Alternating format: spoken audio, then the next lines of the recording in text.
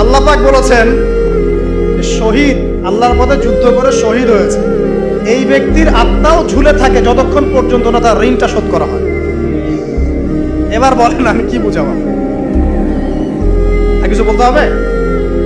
এখন সেই দোয়া শিখাচ্ছি আপনাদেরকে, যে দোয়া শিখলে আপনারা ঋণ থেকে বাঁচবেন ইনশাআল্লাহ। কত দিবেন বলেন?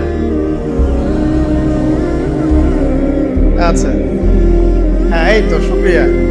দোয়া করবেন যেন আল্লাহ পাকের দিনটাকে আল্লাহর জমিনে প্রতিষ্ঠা করতে পারি।